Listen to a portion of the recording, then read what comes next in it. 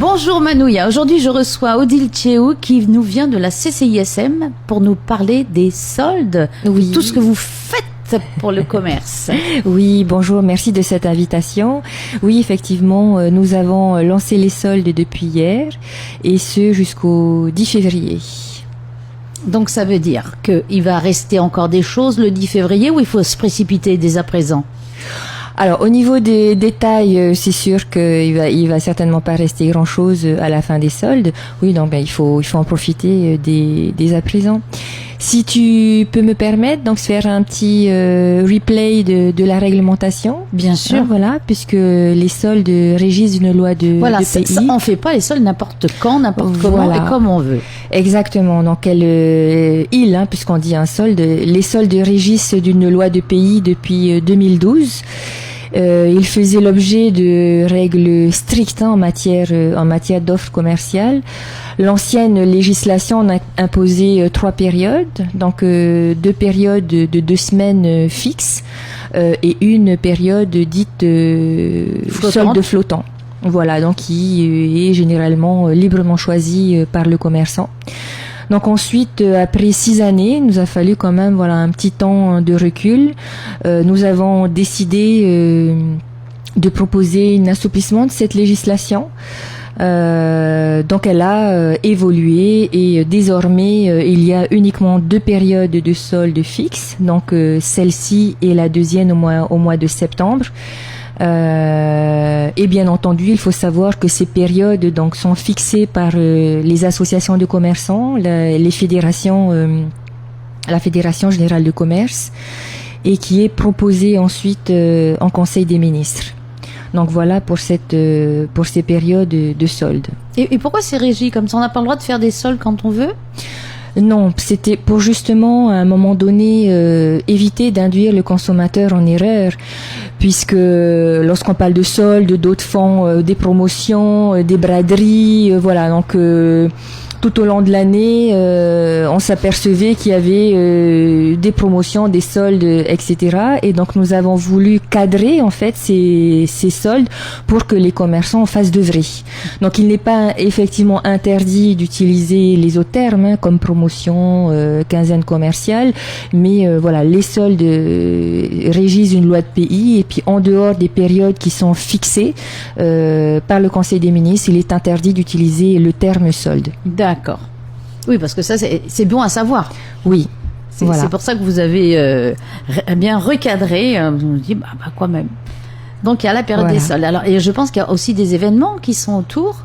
Oui, tout à fait. Donc, on organise une nocturne ce vendredi 1er février. Donc, les commerces, principalement de papeterie, sont un peu plus d'une centaine qui ouvriront jusqu'à 20h. Donc, l'occasion de faire son shopping à une veille de week-end.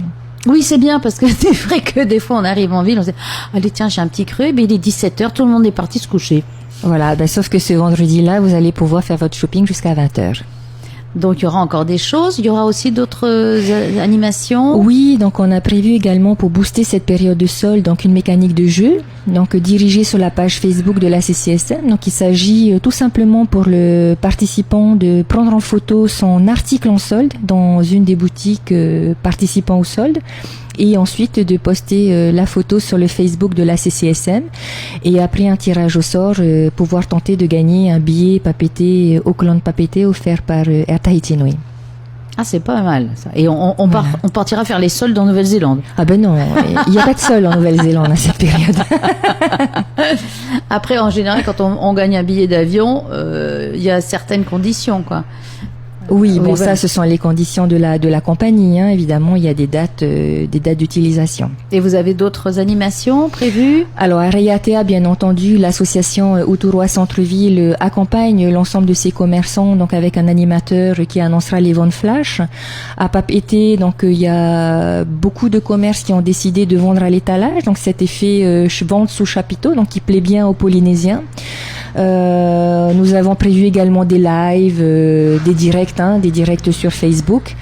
Et aussi un catalogue digital puisque le digital évolue, donc il faut mettre les moyens à évoluer avec lui. Donc c'est un catalogue digital où seront répertoriées toutes les offres des commerçants.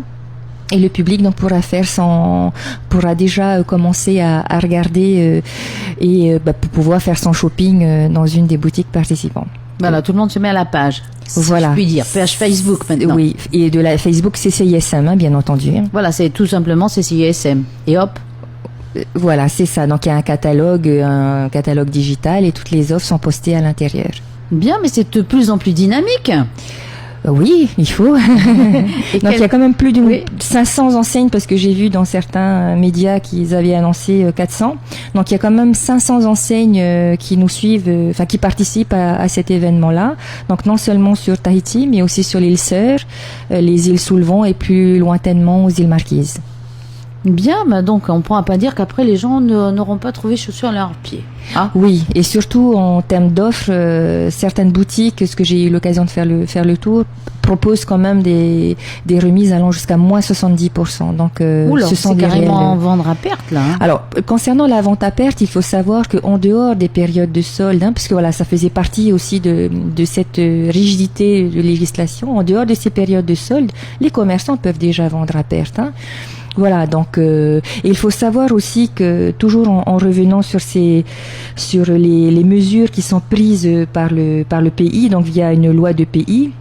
Donc il y a diverses mesures fiscales donc en faveur de la relance économique, la relance économique qui a été publiée au JOPF.